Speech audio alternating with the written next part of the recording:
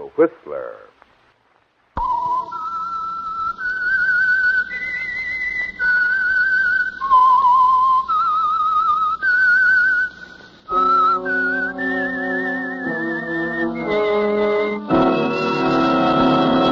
I am the Whistler, and I know many things, for I walk by night. I know many strange tales hidden in the hearts of men and women who have stepped into the shadows. Yes, I know the nameless terrors of which they dare not speak. And now, the Whistler's strange story, that Culerville Affair.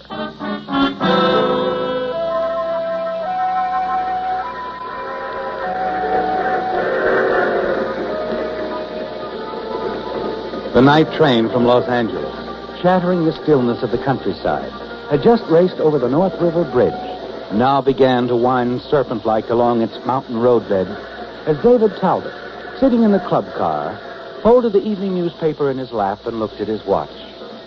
Then he leaned back in his chair and sighed a happy, contented sigh. But suddenly he tensed and stared as a slender, attractive blonde and her male companion entered the car. Quickly, he picked up the newspaper again to shield his face. But he was too late. Dave! Dave Talbot, of all people. Nora. Well, this is a surprise. Imagine running into you again after all these years. How are you, Dave? Oh, just fine, Nora, fine. Still looking as handsome as ever. Oh, you've never met my husband, Frank Williams? Frankie, this is Dave Talbot, an old friend. Yeah, how are you, Dave? Nice to know you. Mr. Williams? Yeah, make that Frankie, huh? Everybody calls me Frank. Dave and I used to work for Jack Skelly years ago, darling. Skelly, huh? The private eye? That's right. Jack used to say that we were the best operatives he'd ever had. That's so. Well, what do you know? You mind if we join you, Dave? No, please do. Oh, here you are, Nora. Oh, thank you. Oh, this is simply wonderful, Dave, running into you again. Simply wonderful. Buy a round of drinks, Frankie. You hadn't expected ever to see Nora again, had you, David? But now that you have, it's brought back a flood of memories. Unpleasant memories. Yes, your past has caught up with you, hasn't it? And you're disturbed, uneasy. Hardly listen to her as she goes on chatting about the good old days when the two of you worked for Skelly's detective agency.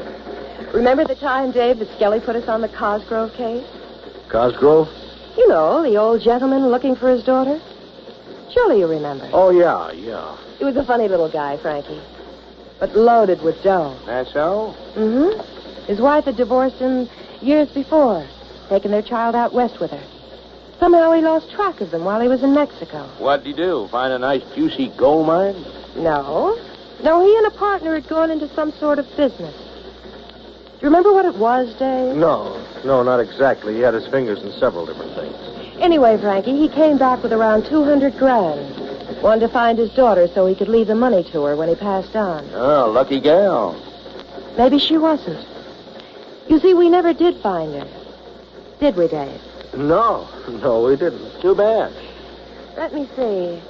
Anne Cosgrove would be about 25 or 26 by now. That was her name, wasn't it, David? Anne? Yeah, that's right, Anne. Look, you two, I'm sorry to have to break away, but my stop is coming up. So, Nora, Frankie, I guess I'll say goodbye. Oh, not goodbye, Dave. We'll all see one another again, won't we? Why, sure. When you're over from the city, why, just give us a buzz. We're in the Los Angeles phone book. Do that, Dave. Yes, of course I will, Nora. Of course.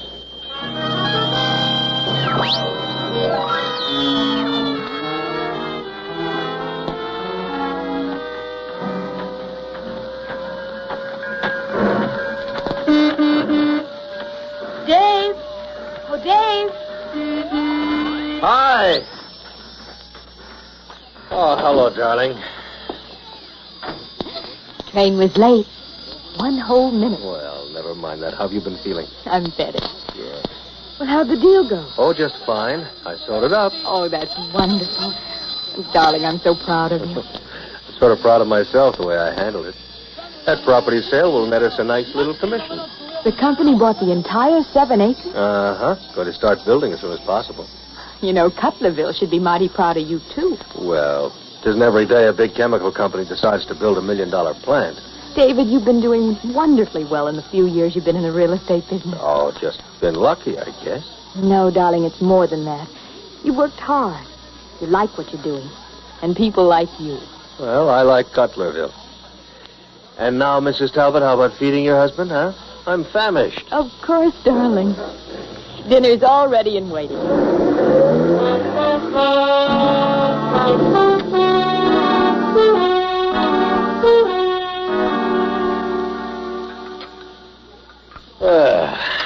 Honey, sure you don't need any help? No. I'll clear the things off the table. You go on in the den and relax. We'll have a coffee in there. Okay. Oh, who could that be? Expecting anyone, darling? Mrs. Chambers, to pick up some sewing I have for her. But she couldn't be this early. See who it is, David. I'll take the dishes into the kitchen. All right. Hello, Dave. Nora. Well, hiya, boy. Couldn't help noticing the town woman when you got off the train, darling. It was so friendly and warm, so after you left the train, we decided to get off, too. Who is it, darling? And what a charming little home. Cozy. Yes, real cozy. Yes, sir.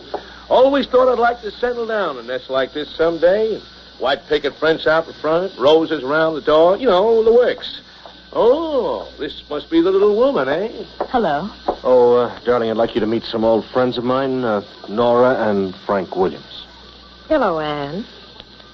It is Anne, isn't it? Yes, that's right, Mrs. Williams. Make that Nora.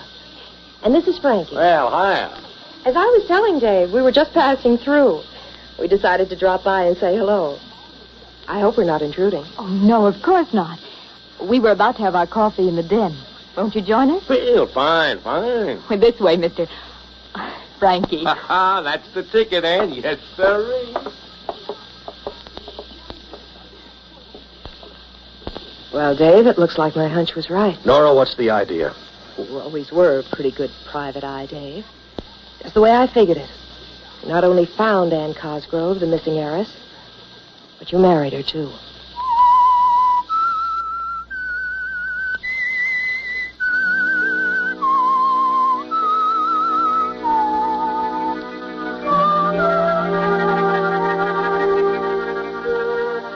What you feared most has happened, hasn't it, David? That someday someone would learn the truth about your coming to Culerville. And now Nora Williams, an old acquaintance, has guessed the reason. Knows why you married Anne. You're on edge and tense. Take little part in the conversation as you sit in the den with your wife, Anne, Nora, and her husband, Frank.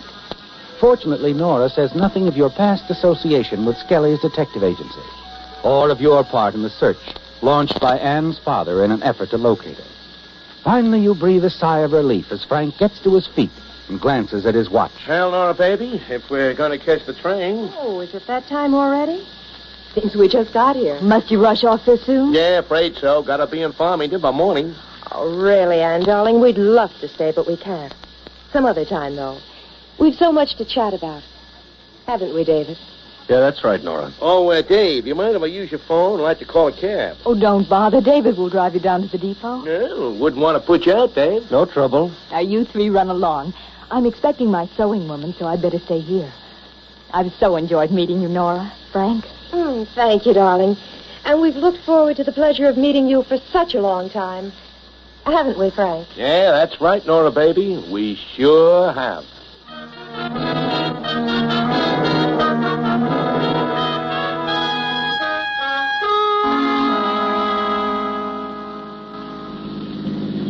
You're being rather quiet, Dave. Am I?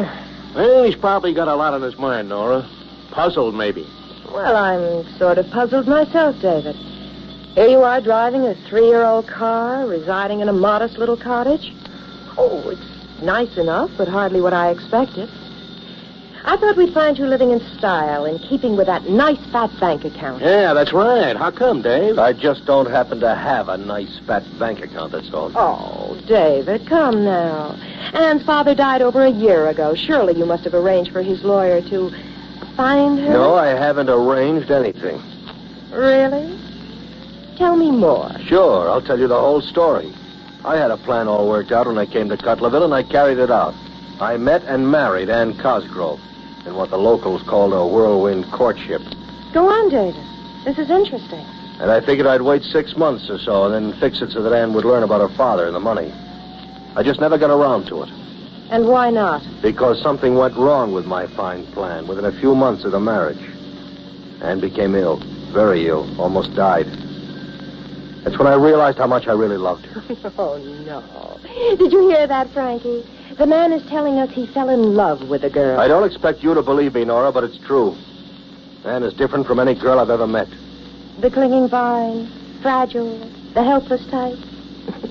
They can really get their hooks into a man, can't they, Frankie? Yeah, not like you can, Nora. You're my kind. Oh, thank you, darling. Go on, David. Tell us more. I'm afraid there's nothing more to tell. Now, here's the depot. If you people are going to catch a train... Oh, we've got a few minutes yet. Go on, David. Tell us how you began to feel like a heel about the whole thing. Marrying the little doll for her money. I felt exactly like a heel. No, Nora. you've done nothing about the inheritance, eh? Just tossed it out the window. All for love, huh? My.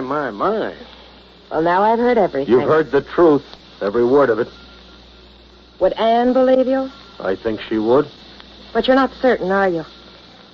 I wonder how she'd react to that affair in Seattle you were mixed up in a few years ago.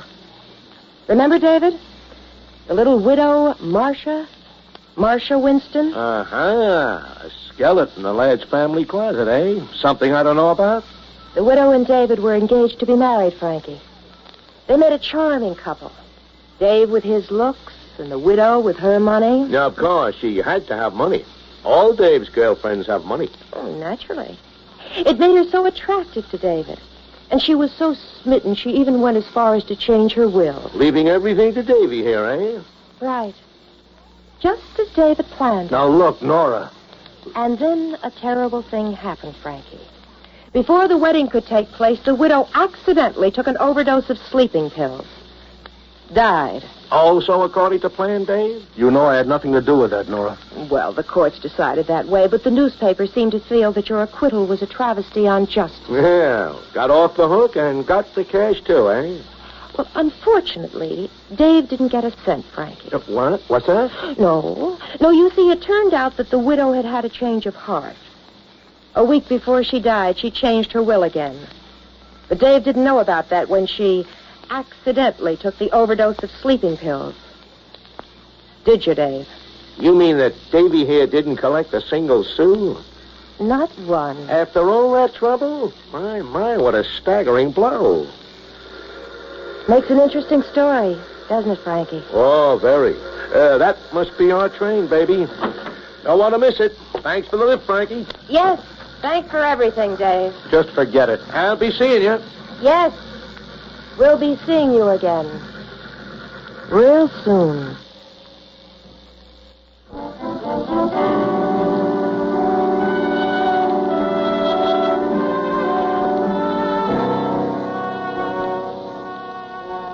You're uneasy, jittery in the days that follow, aren't you, David? Everything you told Nora is the truth, isn't it? But you wonder how your wife, Anne, would react to the story of the Seattle affair, especially the news stories of your trial. News stories you're sure Nora has. Stories you're certain would shatter Anne's belief in your integrity and sincerity, and shock her so severely the strain might be too great. Fragile and sensitive, Anne's well on the road to recovery now, isn't she? And you don't want anything to interfere. Then, if several weeks go by, and there's no word from Nora, you begin to breathe a lot easier. One afternoon, as you return home from the office, Anne comes down the walk to meet you. Well, hello, darling. I thought I'd close the office up early and... Ann, is something wrong? David, I've just had a visitor. Oh? Mr. Berwin, an attorney representing my father's estate. Your father? You remember I told you I hadn't seen him since I was a child? I didn't know where he was. Yes. Well, Mr. Berwin brought me the news, David. Father's dead. He died last year. Oh, Ann, honey, I'm sorry. I'm very sorry. I knew so very little about him, David. Somehow I wish I could have seen him again. I know, darling. I'll have to go up to the city tomorrow. Mr. Berwin is anxious to settle things. It seems Father left us considerable amount of money. He's willed everything to me.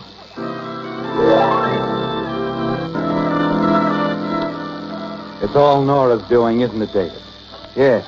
She's told Mr. Berwin of Anne's identity and whereabouts because she's anxious for you to share Anne's inheritance. And you know why. Yes. Nora has plans, hasn't she? Plans to blackmail you because of what she knows.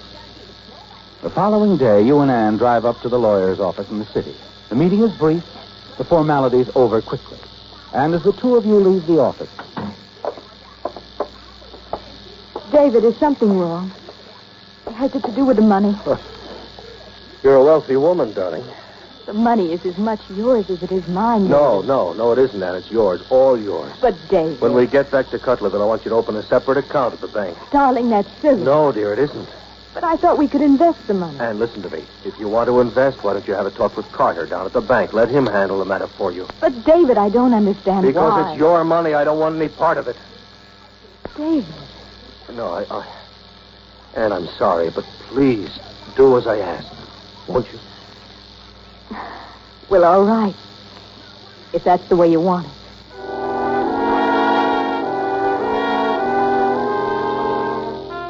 Yes, David, that's exactly the way you want it, isn't it? It's a move on your part to block Nora and her plans, to keep the money out of reach, and you're certain it'll work. You're certain of something else, too, aren't you? Yes. And it happens a few days later as you walk down Culerville's main street. The yellow David! convertible pulls up at the curb. David! Well, Nora. Just passing through again? Yes, I dropped by to see Anne, and she informed me of her recent inheritance. I was thrilled, of course, weren't you? Did Anne tell you what she plans to do with the money? Oh, it seems that it's all tied up by some friend at the bank. He's going to see that she invests it properly. That's right. And I don't have a thing to do with it. Really? Your idea, of course. Did Anne say it was? No, but I have a hunch. How clever of you, David. Subtle. What does that mean? Well, it's like the affair in Seattle. Same thing all over again. I'm certain Anne's made out her will to you, leaving everything to you. The lawyer told you?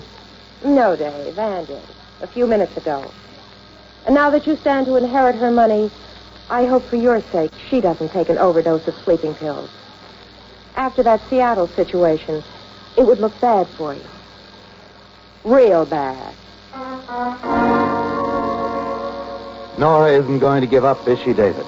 No, you're certain she's going to do something, and you're sure she'll give the matter some very careful thought before deciding what. The weeks go by, tense, anxious weeks of waiting and wondering what Nora has planned. Then one night as you return home, you find the house in darkness. You remember that Anne had a late afternoon appointment at the doctor's office in the city. You settle down in the den with a highball and look through the evening paper. Hello. David, this is Sheriff Ames. Oh, yes. What is it, Sheriff? I'm phoning from the hospital, David. There's been an accident. An accident? Yes. It's Anne. You better come right over.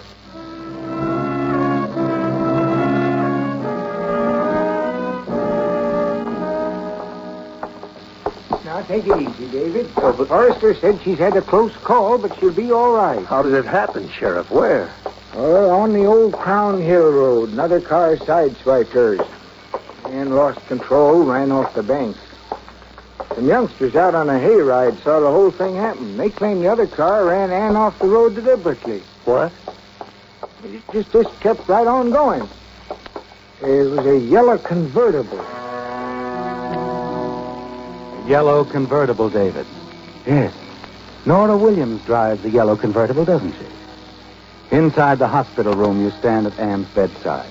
Look down at her lying still and quiet. They've done this to her, haven't they, David? Nora and Frank. They tried to kill Anne because they felt certain that with her death, you would inherit everything and then pay them liberally for their silence. A rushing, seething wave of cold rage engulfs you, and you're trembling with wild hatred as you turn and hurry out of the hospital. Back at the house, you make up your mind. You decide to make certain neither Frank nor Nora will ever hurt Anne or anyone else again. You take the .45 automatic out of your dresser drawer, slip it into your pocket. Then you pick up the phone call the depot. Depot. Jess Sloan talking. Oh, Jess, this is Dave Talbot. Oh, hello, Mr. Talbot. Now, listen, Jess, I've got to get to Los Angeles right away. Isn't there a train due shortly? Yep. There's one due at 8:20. But it don't stop here unless I flag her down. At 8:20. I can just make it. Just flag it down, will you? Sure thing, Mr. Talbot.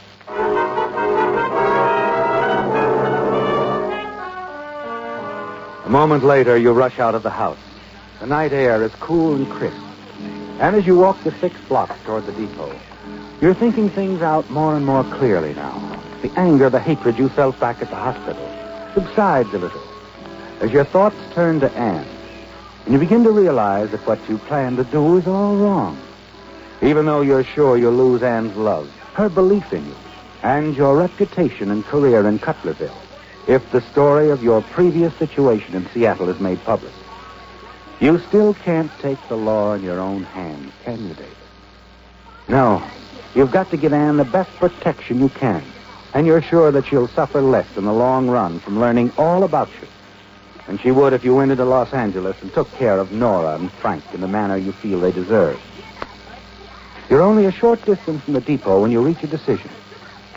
You turn into the main street and hurry into the sheriff's office. Well, David, what are you doing here? Sheriff, I'd like a word with you. Well, sure. Have a chair, David. And tell me what's on your mind.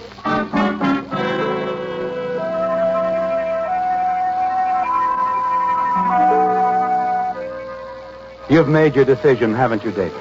Yes, you're going to tell the sheriff everything. Why you came to Culerville and married Anne. And you'll explain how later you changed your mind about the money. How Nora Williams forced your hand. How she tried to kill Anne. Yes, David, you've got to tell the whole story, even if it means losing Anne's love. It's a chance you have to take to protect her from any further harm. But before you can tell the sheriff anything, he's interrupted by a rather lengthy phone call. Yeah, I understand. Uh-huh. Yeah, all right, Sergeant. I'll be right over. I'm sorry, Dave. I'm going to have to leave. Something's happened. You remember that yellow convertible I was talking about? Well, yes, of course. Well, he put out a bulletin on the car right after Ann's accident. That was the state trooper I was talking to. Spotted the car about 30 miles up the highway, chased it back in this direction. Oh, well, go on, Sheriff. When the convertible reached Culerville here, it left the main highway, turned up into the cliff road. Guess they were really hitting it up. Car skidded on a curve, crashed into the ravine. Oh? Both occupants of the car were killed instantly. Killed? Mm-hmm. Both been identified as Nora and Frank Williams. It's too bad. They'd probably be alive and in police custody by this time if they hadn't been forced off the main highway. What do you mean, forced off? Well, the main highway was blocked off at the depot here by the 8:20 train, waiting to pick up some passengers. The 8:20? Well, I was the one who called Jess to have the train stopped. I was the one. What? What's that, Dave? Nothing, Sheriff. No? Well, I'll be back shortly, Dave, if you care to wait here. No, I guess I won't wait, Sheriff. What I wanted to tell you about, well, it isn't important anymore.